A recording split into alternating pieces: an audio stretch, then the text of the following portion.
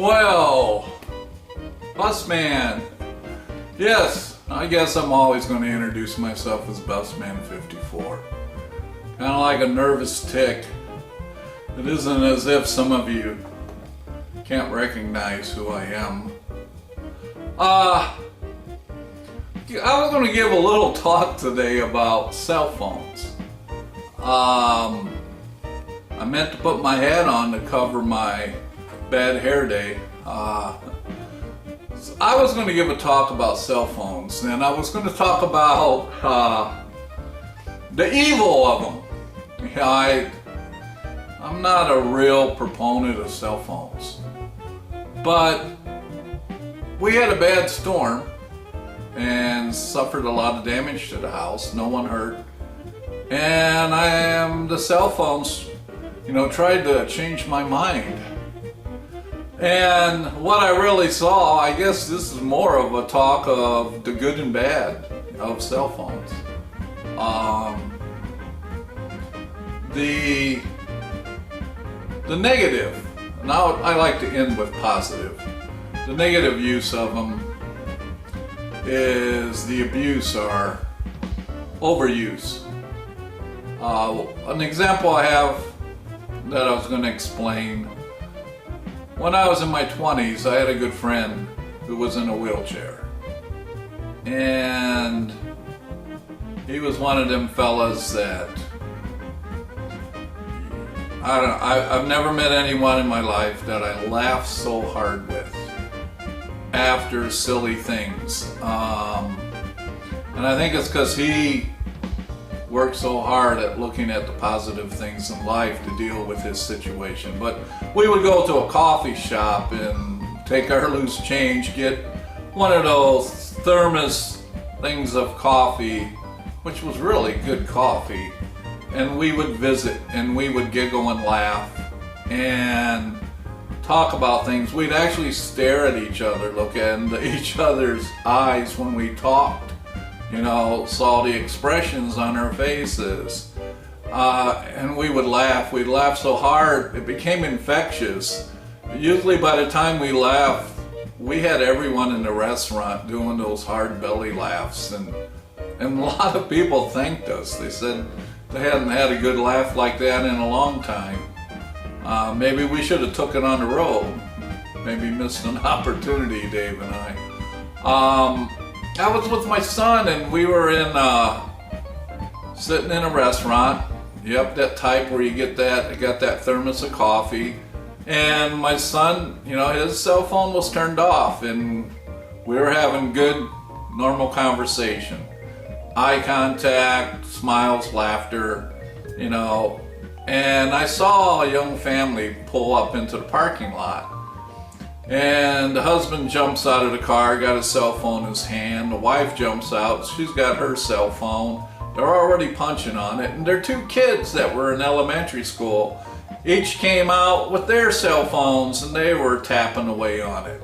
They sat down at a table by us. They ordered their dinner while they're still staring at the cell phone. And they ate their dinner. They sat there for 20 minutes. None of them looking at each other, none of them exchanging a word. Only the once in a while they giggle and laugh, hold their cell phone up, and then go and here they go, boom, boom, boom, the giggle, laugh. And even when they would hold it up, the other person's eyes were down here, totally ignoring the kids. And it reminded me of, my friend Dave and I, and how fortunate we were. We didn't have that technology that would have distracted us from each other and robbed us of those memories. But, okay, now the positive. We had a really bad storm. Had a lot of trees that did happy dances on and through my roof. Get up in the morning and, boy, cell phone, yeah. Boom, boom, boom, take pictures. Send the insurance company, Juster calls, send him pictures. Pretty soon, tree service company calls, they send a guy here, brings gets on his cell phone, calls for the right trucks with the right equipment. They start taking the trees off the roof. Next thing, the contractor, he shows up, pictures of the roof, calls his guys. They come with tarps and whatever they need to patch and repair the roof. And within, I don't know, maybe 4 hours, 5, everybody's gone. Trees are all gone. Roof's patched. And appointments made for today at 10 o'clock for another inspector to come to take pictures of the damage where it actually broke through the ceiling, broke the plaster and lath. And he got up on the roof, took pictures more of it damaged the chimney, and to send information. I'm probably going to have my roof replaced because they can't really match the old red shingles. But everything done so quick. And I guess that's the plus side of cell phones. And then I had some young buck come by, and he saw everybody doing stuff, and he said, "Yeah, mister," he said, "aren't these cell phones great?" He said, "I bet back in the olden days when you were young, something like this happened. It'd take weeks to get this done, where you're getting it all done in a day." And I looked at him and I said, "Well, young man, you are correct, but you're missing something. In the olden days, we had trees that were a lot stronger and showed more respect to their owners, and they wouldn't get on top of their house or go inside their house. They stayed trees, and they just were strong enough to fight the wind." I don't know if you believe me or not, but I said it awful convincing. I think he might have. So that's the big story on my view on cell phones. They have a place, but like everything else, they can be abused.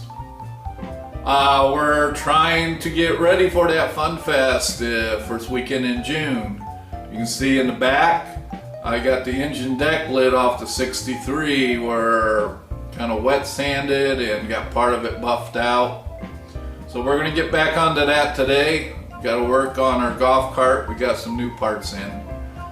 Trying to focus on tasks, get ready for the show. Caught one of Cutworm's videos where he tells amazing stories. What a storyteller.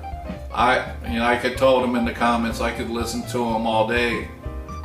Talk about his youth and how they did simple things to play with, to entertain yourself, and I think we all did. You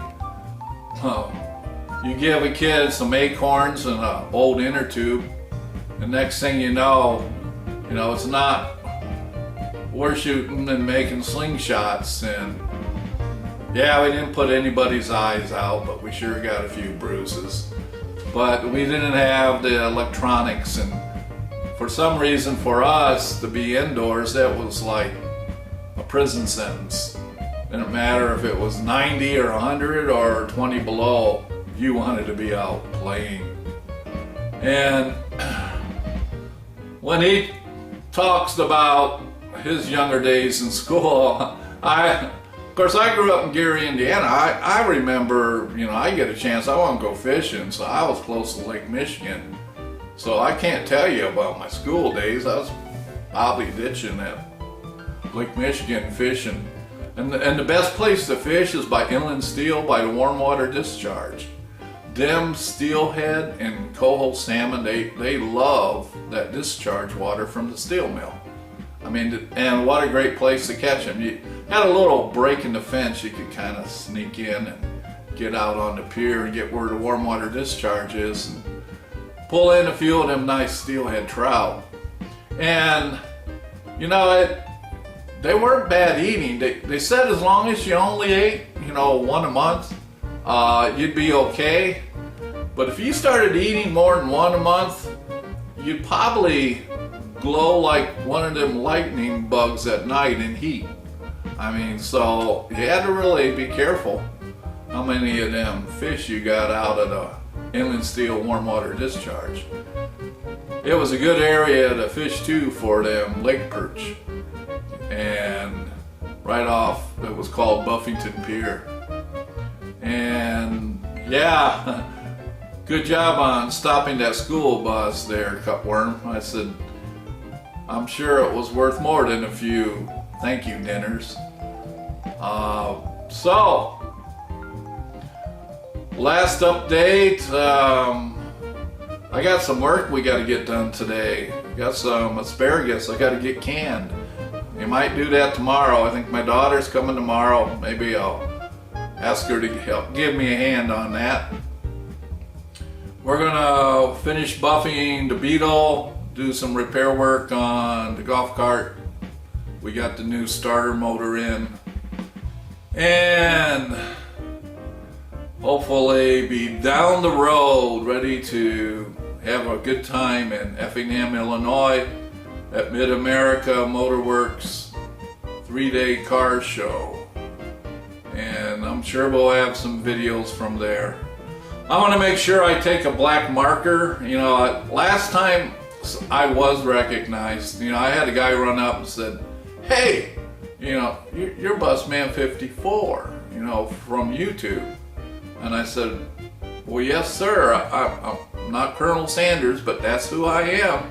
And I said, I got a permanent marker here, so you want me to sign that engine deck lid you got for your bus? And he laughed, but you know, he did have a lot of questions about working on buses.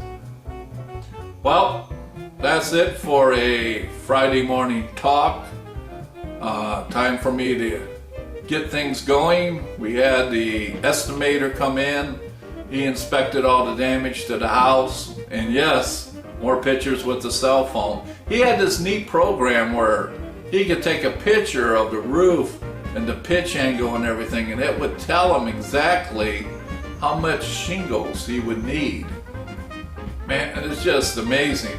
It worked off a satellite, so there was a satellite looking at my house, looking at the damage, figuring out how many shingles this guy's gonna have to replace. Wow. Guess you don't have to learn how to multiply anymore. Just point that old cell phone at them satellites. It is amazing. Well, you heard enough from an old man. Time for me to get to work. We'll talk to you later. Busman54.